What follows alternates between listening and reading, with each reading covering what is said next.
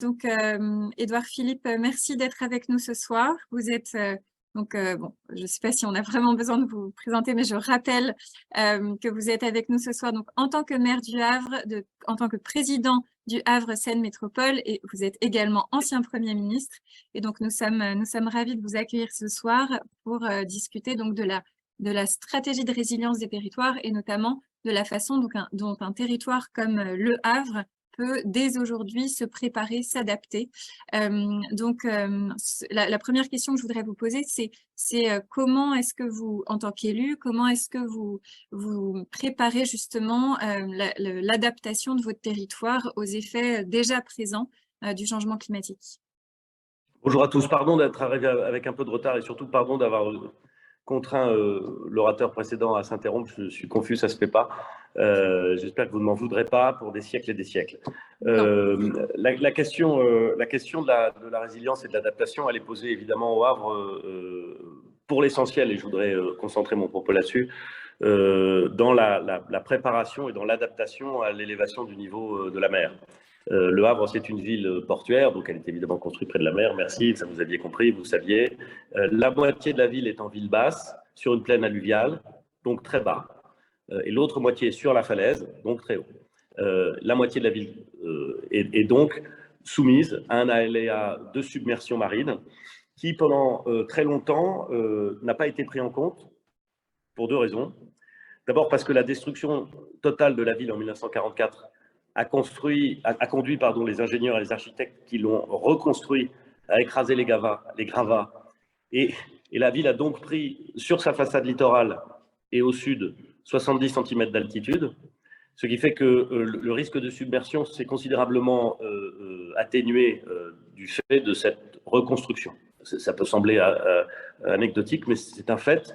C'est un fait intéressant parce qu'en réalité, le risque de submersion marine au Havre, il n'est pas le plus grand à côté de la mer ou dans le port, il est le plus grand à l'est de la ville par une remontée liée à la Seine et au débordement de la Seine dans la plaine alluviale qui reviendrait vers la ville. Donc ça, c'est la première chose. La deuxième chose, c'est que pendant longtemps, on ne se sentait pas préoccupé. Et moi, j'ai vu dans les 20 dernières années où j'ai été élu au Havre, d'abord 10 ans pendant 10 ans adjoint et ensuite depuis 10 ans maire, 12 ans, j'ai vu le sujet s'imposer progressivement. La première fois que je l'ai vu s'imposer, c'était quand les ingénieurs du port, du Havre, ont commencé à dire qu'il fallait augmenter et à remonter un peu la taille des quais lorsqu'on construisait des nouveaux quais. Et pour les quais de Port 2000, ils ont mis une cote qui était supérieure à celle qui était traditionnellement utilisée parce qu'ils se sont dit qu'il fallait commencer à préparer l'adaptation. C'était un premier réflexe, si j'ose dire, une première occurrence de la prise de conscience de la nécessité de l'adaptation. Je dirais que la deuxième étape, elle est intervenue après la tempête Cynthia et après la prise en compte par les services de l'État de ce risque de submersion marine. Alors, elle a pris un petit peu de temps et ce sur quoi je voudrais insister, c'est la différence entre la façon dont on prend en compte le risque de submersion marine et la façon dont on prend en compte le risque technologique lié aux usines qui sont présentes sur le territoire. On a une culture du risque technologique au Havre. Parce qu'on a 17 sites Céveso seuil haut, et parce que limiter le risque et adapter la ville à ce risque est quelque chose qu'on a pris l'habitude de faire. Je ne dis pas qu'on est parfait, mais il y a cette habitude, il y a cette culture, il y a cette habitude de la modélisation, de la discussion avec les industriels et de l'investissement privé et de l'adaptation publique. On est assez content de ce qu'on a fait en matière industrielle. Et fort de cette expérience, on s'est dit que quand on allait devoir prendre en compte le risque de submersion, on allait avoir les mêmes instruments, ou en tout cas la même logique. Je voudrais insister sur le fait que ça n'est pas possible. Et ça n'est pas possible parce que la peur de la submersion marine, si j'ose dire, est probablement encore plus vive que la peur du risque technologique. Et donc, dans la réglementation, dans les plans de prévention des risques littoraux que nous avons dû prendre en compte et que nous voulons prendre en compte, évidemment, nous ne pouvons jamais modéliser l'impact d'un ouvrage de défense. Si vous construisez un merlon à côté d'une entreprise industrielle, vous pouvez dire que vous avez limité le risque sur les populations et vous pouvez donc réduire les cercles de danger et adapter le droit à construire. Mais si vous construisez une digue le long d'un bassin, qu'elle soit haute, pas haute, quelle que soit sa méthode de construction, dans la modélisation du risque littoral, l'administration ne vous permet pas de la prendre en compte. parce qu'on considère qu'un ouvrage de défense contre le risque littoral peut être ruiné. Ce qui est une drôle de conception, parce que ça veut dire qu'au fond, le seul instrument qu'on s'autorise est un instrument qui n'est jamais technologique, qui n'est jamais d'investissement et qui est toujours de réglementation. C'est-à-dire qu'on fait du droit, si j'ose dire. On fait peser des obligations sur ceux qui veulent utiliser les sols et évidemment, on en tient compte. Alors ça s'est traduit par quoi? Ça s'est traduit par la prise en compte dans un calcul qui relève de l'État et dans lequel j'aurais du mal à rentrer précisément, mais enfin, d'un aléa dit de référence et d'un aléa à échéance de 100 ans. Et on a donc ajouté, grosso modo, 60 cm au-dessus de l'aléa de référence pour déterminer le scénario 2100. Et l'objectif, c'est donc de faire en sorte qu'on construise en prenant en compte cet aléa, à la fois en montant le niveau de la construction et la cote, et en organisant les îlots urbains, et je pense que c'est ça le plus intéressant, en organisant les îlots urbains de telle façon que l'évacuation des eaux, une fois la submersion marine commencée, puisse être plus simple. Ce qui veut dire qu'aujourd'hui, dans nos permis de construire, dans nos plans d'urbanisme, dans nos plans d'aménagement, nous sommes tenus à la fois de penser et d'organiser la circulation des eaux pour qu'elles puissent s'évacuer, et la destination des usages, puisque nous ne pouvons plus construire d'établissements accueillant plus de 700 personnes en ville basse, et que nous devons systématiquement prévoir des dispositions pour qu'en rez-de-chaussée, plus aucun accueil de long terme durable ne soit permis. Autrement dit, je construis un EHPAD dans les quartiers sud, il a fallu revoir l'architecture de façon à prévoir l'écoulement des eaux et revoir l'architecture pour éviter qu'il y ait des lits en rez-de-chaussée et qu'il n'y ait que des zones d'accueil ou, le cas échéant, des zones techniques, mais non sensibles, de façon à, dans l'hypothèse d'une submersion marine, pouvoir dépasser le problème. Pardon, j'ai été long, mais c'est ça. Non, mais très bien. Je voudrais revenir sur un point. Vous parlez d'avoir augmenté le seuil de 60 cm. Après, la hausse du niveau de la mer liée au changement climatique est très incertaine aujourd'hui. Il y a plusieurs scénarios qui parlent donc potentiellement de montée des eaux supérieures.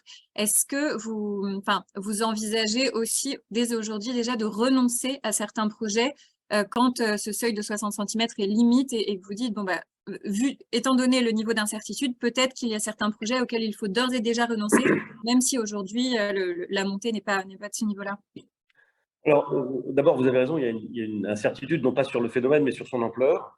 Et c'est compliqué parce que, évidemment, dès que vous dites nous allons traiter le sujet sérieusement, nous allons le prendre en compte, voilà les consignes données par l'État, nous les prenons en compte sérieusement, vous avez toujours des gens, après tout, c'est le jeu politique, qui vous disent mais non, vous êtes très très loin du compte. C'est pas du tout 60 cm. D'ailleurs, l'État se trompe. Vous ne prenez pas au sérieux le sujet. Il faudrait mettre 1,20 m, enfin, c'est rien, 90 cm. Donc, ce que je veux dire, c'est qu'on n'est pas dans une approche consensuelle. Et c'est regrettable. Parce que cette approche consensuelle, elle est plus facile sur le risque technologique. Je ne dis pas qu'elle est parfaite, mais en tout cas, moi, j'ai observé au Havre qu'elle était plus facile. Donc, il y a une incertitude, donc une dissension sur l'ampleur du phénomène et sur la façon dont on peut s'y préparer, ou en tout cas dont on peut adapter. La deuxième chose, c'est est-ce qu'on a renoncé à des projets à ce stade? À ce stade, nous n'avons renoncé à aucun projet. Mais ce qui est vrai, c'est que la réglementation telle qu'elle existe aujourd'hui va nous imposer de modifier des projets auxquels nous ne voulons pas renoncer. Autrement dit, dans les zones extrêmement denses, dans le cadre par exemple du développement du site universitaire dans le centre-ville du Havre, il va falloir qu'on pense à un aménagement qui fera la part probablement plus belle à plusieurs bâtiments sur des sites un peu éclatés, ou pas trop éclatés parce qu'on veut conserver une forme d'unité, plutôt qu'à des ensembles très vastes qui accueillent 700 personnes en plein pied, si j'ose dire, ou d'un seul tenant, voilà, d'un seul tenant. Donc ça c'est un fait. On n'a pas renoncé. On essaie en ce moment de lancer des études sur comment, alors même qu'ils ne sont pas pris en compte dans le PPRL et qu'ils ne sont pas modélisables dans le PPRL, comment néanmoins limiter les risques et nous adapter grâce à la création d'ouvrages. Ça peut être des digues le long des bassins, ça peut être des clapets dans l'ensemble des canalisations pour éviter que l'eau remonte. Il me semble quand même que la technologie, ou en tout cas pas seulement l'urbanisme et les droits à construire, peuvent amener un certain nombre de solutions pour limiter le risque, en tout cas pour adapter la ville. Et ça, nous le faisons, mais nous savons qu'aujourd'hui, ça n'est pas pris en compte dans le PPRL. Et dernière question, parce que je crois que vous devez nous quitter très bientôt. Vous avez encore le temps pour une question? Ah oui, bien sûr. Bien sûr. Super. Enfin, il y a certaines zones littorales. Alors là, on parle du cas du Havre, mais dans d'autres communes, enfin, je pense notamment au cas assez emblématique de la Faute-sur-Mer. Il y a donc tout un tas de zones, de maisons, de zones résidentielles qui étaient en zone inondable, qui ont été déplacées un petit peu plus vers l'intérieur des terres. Et ça commence à être un sujet assez important pour un certain nombre de communes vraiment qui sont en bord de mer. Enfin, on voit le recul du trait de côte dans un certain nombre de régions. Alors, je ne connais pas suffisamment bien le cas du Havre pour savoir si c'est aujourd'hui un sujet, mais de même, est-ce que vous envisagez de déplacer certaines zones, alors résidentielles, industrielles, ou est-ce que vous pensez qu'aujourd'hui, ce dont vous avez parlé, donc les mesures de protection, de limitation des risques que vous mettez en œuvre sont suffisants? C'est-à-dire que le problème, c'est un problème d'échelle. D'abord, on connaît ce risque. Alors, on ne le connaît pas dans la ville. Ça n'est pas lié à la submersion, c'est lié à l'érosion des falaises. Je vous ai dit que la moitié de la ville était sur la falaise, et il y a donc une partie de la ville qui est sur la falaise du côté de la mer. Heureusement, ce n'est pas très dense, et là, il y a une forme d'érosion, et donc il y a une forme de risque associée aux maisons qui ont été construites près de la falaise, ou près du bord de la falaise, si j'ose dire. Ce n'est pas très puissant au Havre, pour une raison d'ailleurs intéressante, une forme d'ironie ou de ruse de je ne sais pas quoi, c'est que pendant très longtemps, les bords de falaise ont été utilisés au Havre pendant la reconstruction dans les années 50 comme des endroits où on stockait les rebuts de matériaux. Et donc l'inconvénient majeur, c'est que des tonnes, littéralement des tonnes et des tonnes de gravats ont été déposés en pied de falaise, ce qui est très choquant, ce qui doit être nettoyé, ce que nous allons faire. Mais l'avantage, c'est que ces tonnes et tonnes de gravats protègent la falaise de l'érosion, et que donc, elle est nettement moins nette au Havre qu'elle n'est 3 km au nord, en pleine campagne, là où la falaise et la craie est bouffée par l'eau. Donc, on connaît ce sujet, mais on le connaît peu, et il se traite à un rythme qui est traitable compte tenu de la densité et de l'avancée ou du recul de la falaise. Alors, la question est totalement différente en ville. La ville base dont je parle, là où le risque de submersion marine est évoqué, c'est quand même tranquillement 85 000 habitants. C'est la moitié de la ville. Alors, vous ne bougez pas 85 000 habitants liés à une zone industrielle et portuaire comme ça. Et là, on est dans une échelle qui n'est pas atteignable. Il faut en avoir conscience, parce que je n'ai aucune réponse à donner à ceux qui disent il y a trop de risques, il va falloir adapter en bougeant. Ce n'est pas possible. Pas à 85 000 habitants. Et on a intérêt, compte tenu à la fois de la présence de la zone industrielle et de la zone portuaire, plus de la zone urbaine, à trouver, me semble-t-il, des moyens d'adaptation crédibles, probablement par des ouvrages de défense si c'est nécessaire, des adaptations de construction, ne pas renforcer le risque, sans doute, mais je ne vois pas comment on pourrait imaginer bouger dans un mouvement crédible autant d'habitants et autant de bâtiments. Oui. Mais est-ce que ces 85 000 habitants sont conscients des risques? Est-ce que la mairie a mis en œuvre des campagnes de sensibilisation, de pédagogie aussi, justement, pour présenter, alors même si, encore une fois, il y a une forte incertitude et on ne sait pas de quoi l'avenir sera fait, mais en tout cas de présenter les risques potentiels auxquels sont exposées les habitations de ces zones? Bon, alors c'est évidemment prévu dans les documents d'urbanisme, puisque maintenant le PPRL a une forme et une force juridique qui s'applique dans les documents d'urbanisme. Donc il y a à la fois une information et puis des prescriptions qui s'imposent. Mais c'est important de dire que ça existe. Mais il y a évidemment tout le stock. Le stock, ils n'ont pas besoin de documents d'urbanisme, donc ils ne savent pas véritablement. Donc il y a un vrai sujet en effet d'information. Et il est d'autant plus difficile à traiter que pendant très longtemps, le risque d'inondation au Havre, il ne venait pas de la submersion marine. Il venait de l'eau qui descendait des falaises. C'était un risque d'inondation. Or, ce risque d'inondation, il a quasiment disparu.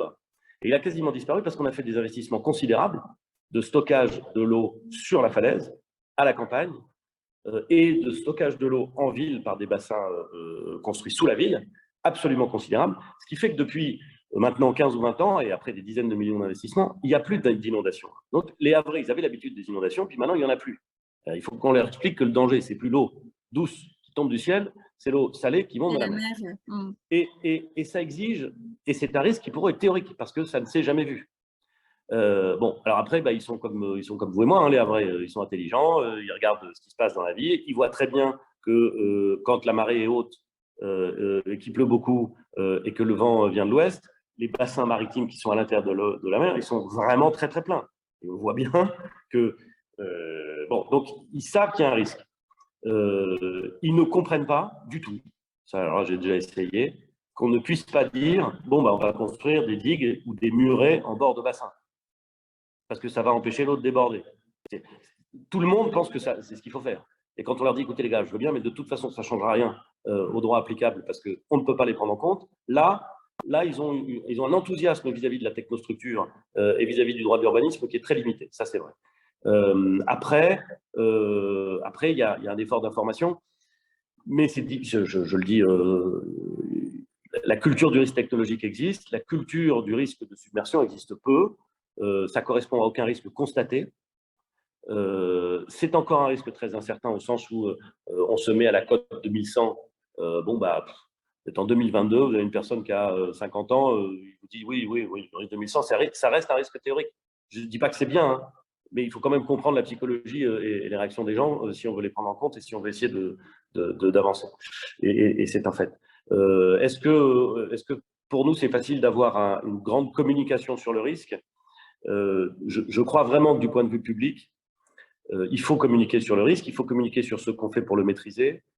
Mais lorsqu'on n'a pas de réponse précise à la façon dont on gère le risque, autre que dans les nouveaux habitations, il va falloir construire comme ça, c'est assez délicat. C'est pour ça que je me bats beaucoup pour qu'on puisse intégrer dans la modélisation les mesures d'adaptation, soit technologiques, soit matérielles, qu'on peut envisager. Je vous remercie. Une toute dernière question et ensuite on poursuivra avec notre présentation. Qu'est-ce que vous aimeriez transmettre comme message aujourd'hui aux autres élus de communes littorales, alors pas forcément uniquement de grandes métropoles comme Le Havre, mais voilà, quelles sont selon vous les priorités que doivent avoir en tête les élus de communes littorales?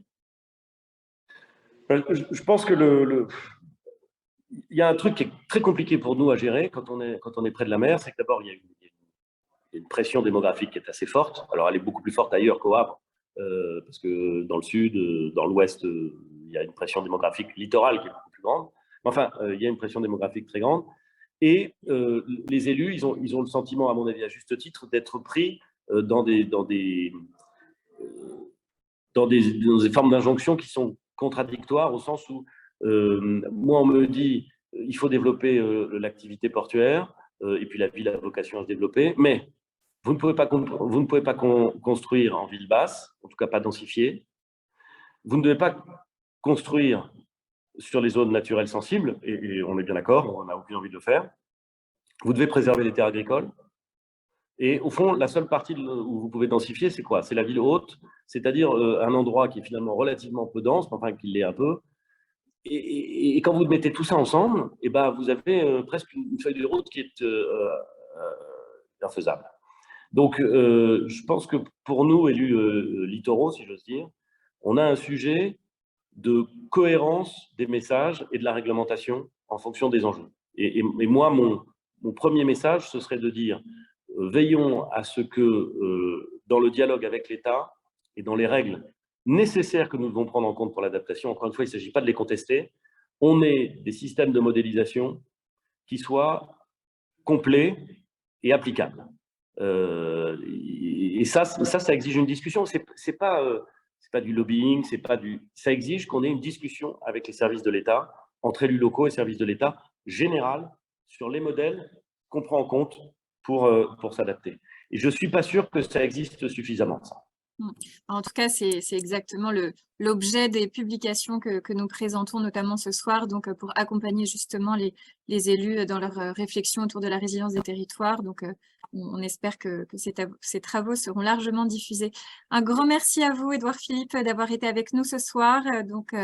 Maire du Havre, président de Havre Seine Métropole et bien sûr, ancien Premier ministre.